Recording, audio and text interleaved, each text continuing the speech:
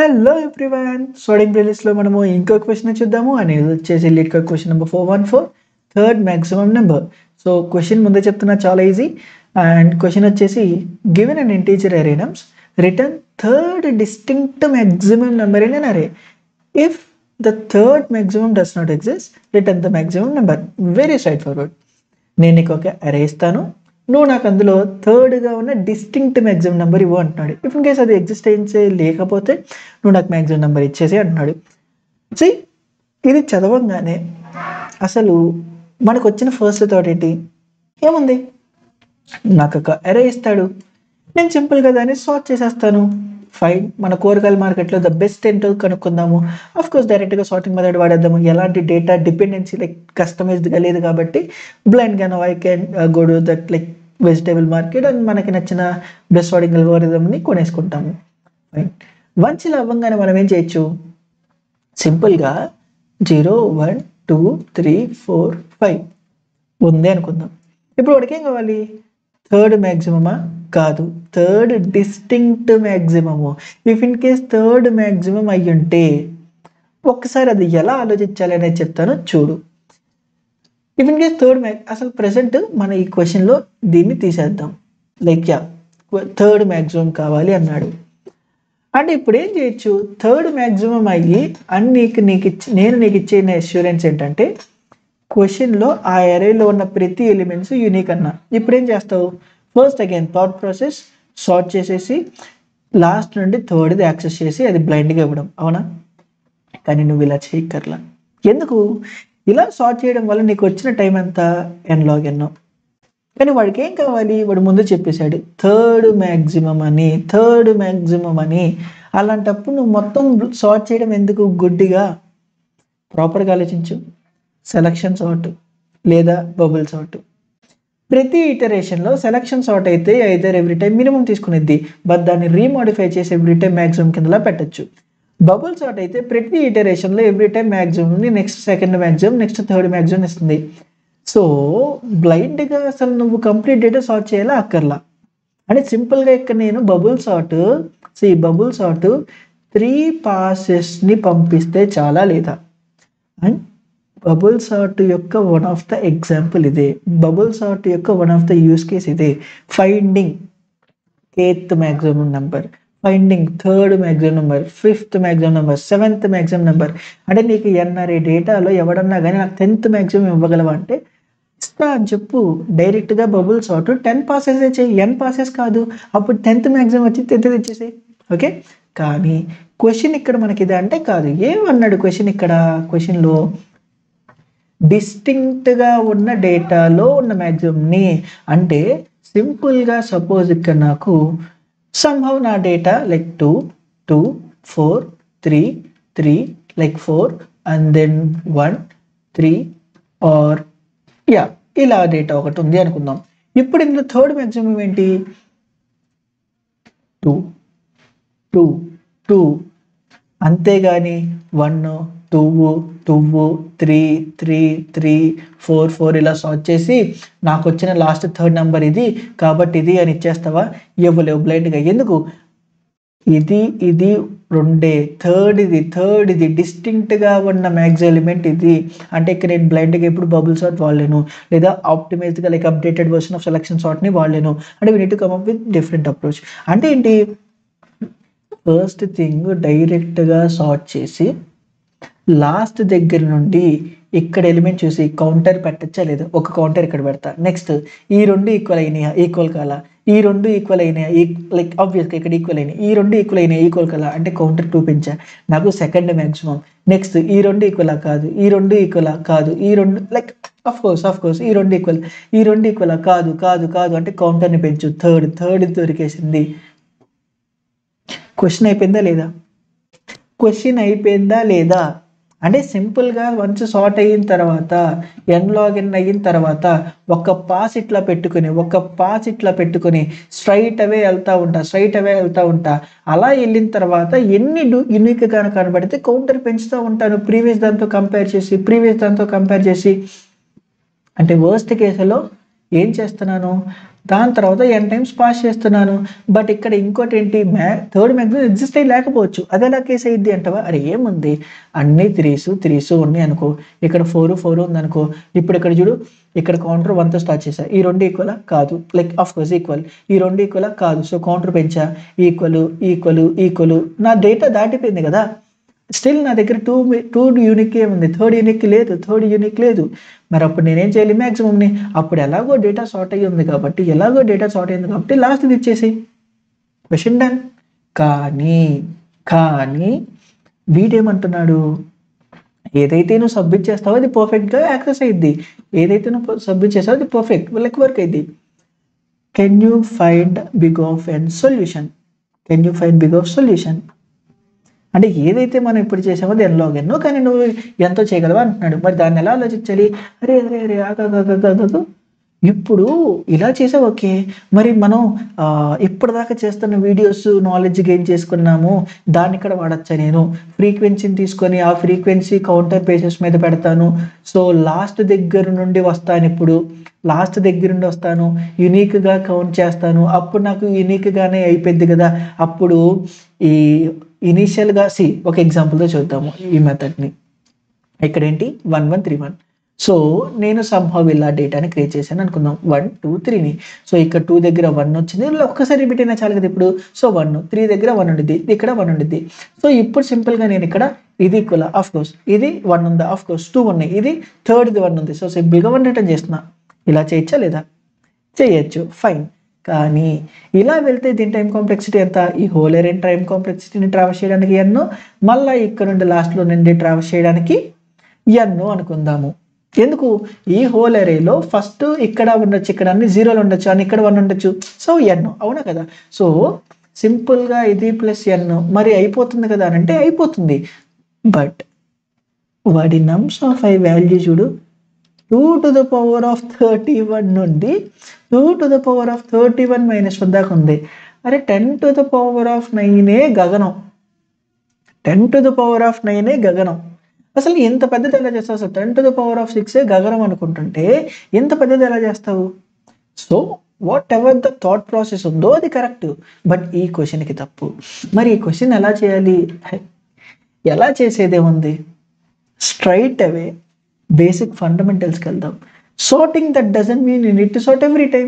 అరే finding maximum, ఇప్పుడు నిన్ను ఫైండింగ్ మ్యాక్సిమం ఇన్ ఎన్ అరే అంటే ఎలాగైతే నువ్వు ఒక ఫర్ లూప్ రాస్తావో, ఫైండింగ్ సెకండ్ మ్యాక్సిమం అంటే అక్కడ ఇఫ్తో పాటు ఇంకో ఎల్స్ కండిషన్ రాస్తావు, ఫైండింగ్ థర్డ్ మ్యాక్సిమం అంటే ఇంకో else condition రాస్తావు.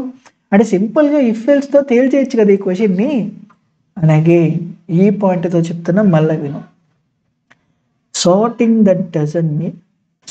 Playlist that doesn't mean you need to think always in terms of sorting. కాన్షియస్నెస్లో ఉండు, ఓకే. అండ్ ఇప్పుడు దీన్ని ఎలా ఇంప్లిమెంట్ చేయాలి అనేది చూద్దాము. ఆల్ రైట్, ఇప్పుడు దీన్ని మనం కోడ్లో చేసేద్దాము. అండ్ ఆఫ్ కోర్స్ థర్డ్ మ్యాక్సిమమే కాబట్టి అగైన్ నేను ఆ హోల్ కోడ్ అంతా ఎక్స్ప్లెయిన్ చేయాలి అనుకోవట్లేదు. ఆబ్వియస్గా నువ్వు ఈ పాటికి అందులో మాస్టర్ అయిపోయి ఉంటావు, నువ్వు నా ప్లేలిస్ట్ని ఫాలో అయ్యింటే. సో డైరెక్ట్గా కోడ్ రాస్తూ ఎక్స్ప్లెయిన్ చేస్తాను, ఓకే. సో ఫస్ట్ నేను ఒక వాల్యూని తీసుకుంటున్నాను, అండ్ ఆబ్వియస్గా ఈ 3 వచ్చేసి ఇప్పుడు వాట్ ఎవర్ మనకి మ్యాక్సిమం కావాలి కాబట్టి I'm initialising them with minimum content, okay. At possible as minimum కంటెంట్తో నేను దీన్ని ఇనిషియలైజ్ చేస్తున్నా. And the same with third వాల్యూని కూడా నేను ఇక్కడ మినిమం కంటెంట్తో ఇనిషియలైజ్ చేస్తున్నా. వన్స్ ఇదంతా అయిపోయిన తర్వాత I need to travels like this whole అరే, అవునా. సో ఇప్పుడు నేను ఏం చేస్తున్నాను, if I found any value greater than 1, greater than first అయితే అప్పుడు నేనేం చేయాలి, ఫస్ట్ కన్నా బెటర్ వాల్యూ ప్రెజెంట్ ఇది దొరికింది అంటే ఇప్పటిదాకున్న ఫస్ట్ వాల్యూ సెకండ్లో పెట్టాలి, సెకండ్లో ఉన్న కంటెంట్ థర్డ్లో పెట్టాలి, అవునా కదా. సో ఛాన్స్ ఉంది కదా. అంటే సింపుల్గా ఇక్కడ ఇఫ్ ఇన్ కేస్ నా ఫస్ట్ వచ్చేసి less than nums of i అయితే, స్ట్రిక్ట్లీ లెస్ దాన్ అయితే, అంటే ఈక్వల్ అయినా నేను ఈక్వల్కి మార్చట్లేదు. సో లెస్ దాన్ అయితే నేనేం చేస్తున్నాను, ఫస్ట్ దాంట్లో నేను ఇప్పుడు నమ్స్ ఆఫ్ ఐని పెట్టాలి. బట్ ఇలా పెడితే లైక్ ఆబ్వియస్గా ఇక్కడ నమ్స్ ఆఫ్ ఐ, సో ఇలా పెట్టడం వల్ల ఫస్ట్లో ఉన్న కంటెంట్ పోతుంది. కానీ అప్పటిదాకున్న ఫస్ట్లో ఉన్న కంటెంట్ ఇప్పుడు ఫస్ట్కి కొత్తది దొరికింది అంటే ఇప్పుడు ఫస్ట్ది సెకండ్ మ్యాక్సిమం ఇద్దా లేదా, విచ్ ఈస్ ఆబ్వియస్గా కదా. సి ఇప్పుడు సింపుల్గా మనము ఇప్పుడు కొత్తగా 99 వచ్చింది అనుకుందాం. అప్పటిదాకా ఫస్ట్ సెకండ్ థర్డ్ ఇలా ఉంది అనుకుందాం. ఇక్కడ నా డేటా 78, ఇక్కడ నా డేటా 54, ఇక్కడ నా డేటా 24 ఉంది అనుకుందాం. ఇలా నాకు ప్రెసెంట్ ఉన్న nums of I content present ఉన్న నమ్స్ ఆఫ్ ఐ కంటెంట్ దొరికితే ఫస్ట్లో ఇది చేసే ముందు ఇప్పుడు ఇలా మార్చాను అంటే అప్పటిదాకా నా ఫస్ట్ ఇది అవ్వాలి కదా. ఇప్పుడు అప్పటిదాకా నా ఫస్ట్ ఇప్పుడు నెక్స్ట్ సెకండ్ అయింది అంటే డైరెక్ట్గా ఇలా కంటెంట్ పెట్టే ముందు ఫస్ట్ ఇందులో ఉన్న కంటెంట్ ఇందులో షిఫ్ట్ చేయాలి. అండ్ సేమ్ ఇప్పుడు ఇలా 99 ఇది వస్తుంది అంటే 54 ఇప్పుడు తోడైదిగా అంటే ఇలా మార్చాలి. అంటే ఏంటి, ఫస్ట్ ఇది డైరెక్ట్గా ఇందులో పెట్టే ముందు I need to make sure that సెకండ్లో ఉన్నది థర్డ్లోకి పెట్టాలి, ఫస్ట్లో ఉన్నది సెకండ్లో పెట్టాలి. And then I need to move ఇక్కడ ఉన్న నమ్స్ ఆఫ్ ఐ ఇది. ఓకే, సో సింపుల్గా ఇక్కడ నేను ఏం చేస్తాను, ఫస్ట్ థర్డ్లో సెకండ్ కంటెంట్ పెడతాను, నెక్స్ట్ సెకండ్లో ఫస్ట్ కంటెంట్ పెడతాను, ఇప్పుడు మారుస్తాను. ఓకే, సో వన్స్ ఈ ప్రాసెస్ అంతా అయిపోయిన తర్వాత నెక్స్ట్ ఏమైంది, ఇఫ్ ఇన్ కేస్ ఇది కాకపోతే అంటే ఫస్ట్ది లెస్ దాన్ అయితే సెకండ్ కన్నా ఎక్కువ ఉండొచ్చు ఆ నెంబరు. ఇప్పుడు అండ్ ద సేమ్ వే ఇక్కడ 99 కాకుండా ఆబ్వియస్గా ఇక్కడ 78 ఉంది అనుకుంటే, సో ఇక్కడ 78 ఉంది అనుకుంటే మేబీ ఇక్కడ 69 రావచ్చు లేదా 68, ఆబ్వియస్గా 68 అనుకుందాం. సో ఇప్పుడు ఇక్కడ ఏంటి, ఫస్ట్ కన్నా గ్రేటర్ అంటే కాదు కానీ సెకండ్ కన్నా గ్రేటర్ ఏంటి కదా. ఇప్పుడు ఏంటి, ఇందులో ఇది డైరెక్ట్ షిఫ్ట్ చేసే ముందు ఇది ఇందులో పెట్టాలి, అవునా. సో సింపుల్గా ఇక్కడ ఏంటి, ఎల్స్ ఇఫ్ సెకండ్ అనేది less than nums of I అయ్యుంటే what I need to make sure థర్డ్లో సెకండ్ పెట్టు అండ్ దెన్ ఇప్పుడు సెకండ్లో నమ్స్ ఆఫ్ ఐ పెట్టు, థర్డ్లో నమ్స్ ఆఫ్ ఐ పెట్టు. ఇఫ్ ఇన్ కేస్ ఏది కాలేదు అని అంటే థర్డ్ది లెస్ దాన్ అయ్యి ఉండొచ్చు అంటే ఇప్పుడు ఇక్కడ మళ్ళా ఇది కాకపోవచ్చు బట్ ఇప్పుడు దీనికన్నా పెద్దది రావచ్చు కదా, థర్డ్ కన్నా పెద్దది రావచ్చు కదా, 31 రావచ్చు కదా. థర్డ్ కన్నా పెద్దదైతే మళ్ళీ మార్చు, అంటే ఈ ఎల్స్లో ఇఫ్ అగైన్ బ్లైండ్గా మార్చడానికి ఛాన్స్ లేదు. ఎందుకు, మేబీ ఇక్కడ -31 ఉంటే అప్పుడు బ్లైండ్గా మార్చేస్తావు, ఇక్కడ 31 అనేది మార్చుకోవడం కదా.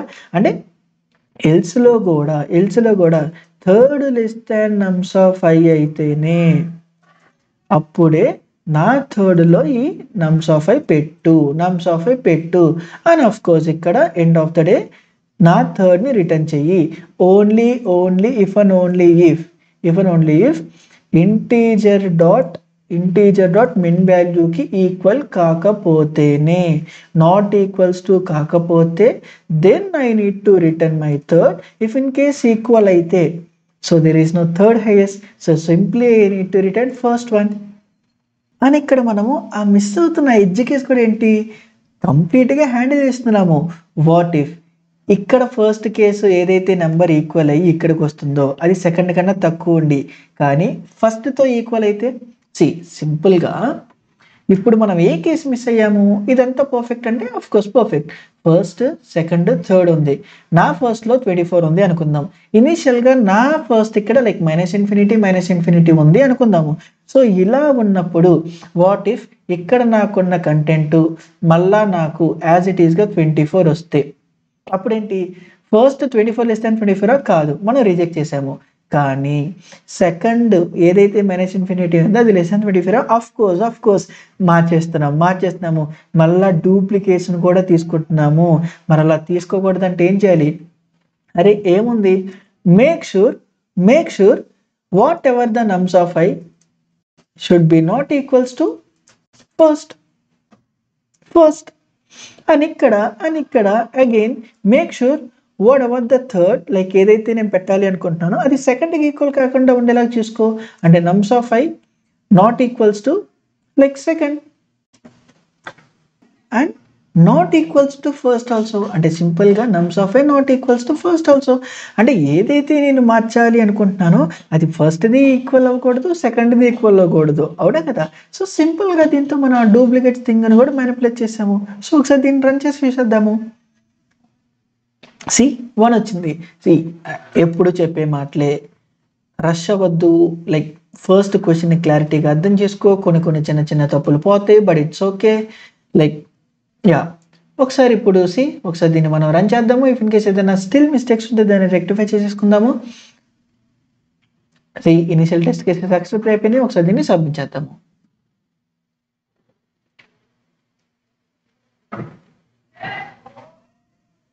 ఇక్కడ చూడు, మనకు ఒక రాంగ్ ఆన్సర్ వచ్చింది. ఎందుకు వచ్చింది? 1 2 like minus some big number అని ఉంది. ఇక్కడ ఆ మైనస్ ఎక్స్పెక్టెడ్ కాకుండా 2 వచ్చింది. ఎందుకు వచ్చింది అంటావు? ఎందుకు అంటే మనం ఏదైతే ఇక్కడ థర్డ్ మ్యాక్సిమం ఉందో అది ఇంటీజర్ డాట్ మిన్ వాల్యూనే అట్ మ్యాక్స్ పాసిబుల్ కింద ఇచ్చేసాడు. నువ్వు క్వశ్చన్ ప్రాపర్గా క్లియర్గా చదవాలా. Minimum value -2 to the power of 31 -2 to the power of 31 మినిమమెస్ట్ possible వాల్యూనే క్వశ్చన్లో కూడా ఇంక్లూడ్ చేశాడు. But we have taken that as a thing ఇనిషియల్గా. ఇక లాస్ట్లో ఏంటి, ఇఫ్ ఇన్ కేస్ అది ఈక్వల్ కాకపోతేనే థర్డ్ని రిటర్న్ చేయంటున్నాము. ఈక్వల్ అయితే ఫస్ట్ని రిటర్న్ చేస్తున్నాం. ఫస్ట్ ఇక్కడ ఎంత మ్యాక్సిమం 2. మనం రాసింది కరెక్టే, కానీ ట్యాకిల్ చేసే విధానం తప్పు. అరే మరి ఏం చేయాలి? ఇక్కడ ఏముంది ఆలోచించడానికి? సింపుల్గా ఏదైతే నువ్వు కోడ్ రాసావో వాడక్కడ integer at max possible hold అయిన కెపాసిటీ కూడా ఇచ్చాడు. కాబట్టి లాంగ్లో ఉన్న మినిమం వాల్యూ వాడు వన్స్ ఇలా వాడావంటే నీ హోల్ డేటా లాంగ్ కింద కన్వర్ట్ చేసేయి అండ్ జస్ట్ ఈ ఒక్క థింగ్ని మాత్రమే మార్చేసేయి. ఆ ఒక్క పోర్షన్ని అక్కడ సెట్ చేసేసేయి. సో దాంతో పాటుగా ఇక్కడ కూడా నేను లాంగ్ పెడితే సరిపోద్దా అని ఇక్కడ ఇంకొక చిన్నది ఏంటిది, వాడేమడిగాడు ఇంటీజర్ టైప్లో. సో ఇక్కడ హోల్ డేటా ఏదైతే ఉందో వన్స్ ఇక్కడ నుండి నాకు రిటర్న్ అయిన ప్రాసెస్ దీన్నంతా నేను ఇంటీజర్లో కన్వర్ట్ చేయొచ్చా లేదా అని ఇప్పుడు ఒక్కసారి దీన్ని మనం రన్ చేద్దాము. యాక్సెప్టెడ్ అండ్ అగైన్ ఇప్పుడు దీన్ని సబ్మిట్ చేద్దాము. మళ్ళా చెప్తున్నాను, జనరలైజ్డ్గా రాసేస్తాం కోడు. ఆ చిన్న మిస్టేక్ ఇట్స్ ఓకే. ఇది నీకు లాజిక్ రాంగ్ కాదు కదా. ఆ కోడింగ్ పర్టికులర్గా లాంగ్వేజ్ మీద ఉన్న డిపెండెన్సీ థింగ్స్. సో వీటిని నువ్వు పెద్దగా వరి అవ్వదు. Beats 100% like of course 97%.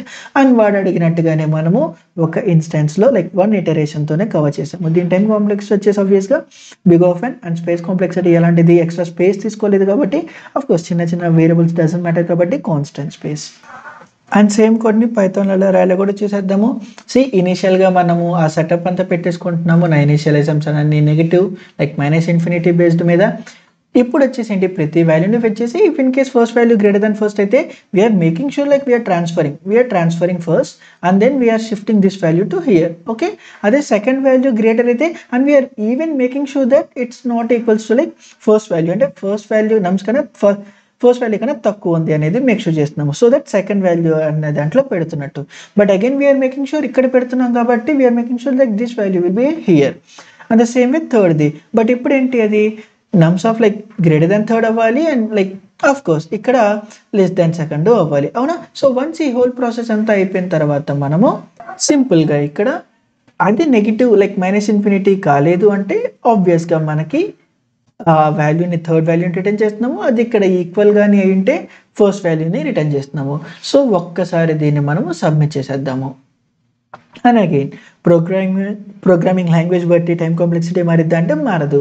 So beats 100%. And of course జావాలో తక్కువ బీట్ అయింది లైక్ 97% బీట్ అయిందంటే ఈ పర్టికులర్ పోర్షన్ అనేది కొంచెము వాటి సర్వర్ బేస్డ్ మీద కూడా డిపెండ్ అయ్యి ఉంటుంది. So you don't have to worry. But overall logic అనేది ఎంతో చేస్తున్నావు లేదా అనేది major important. So video help అయితే కామెంట్ చేయడం మాత్రం మర్చిపోదు. And that's it for this video. Thank you.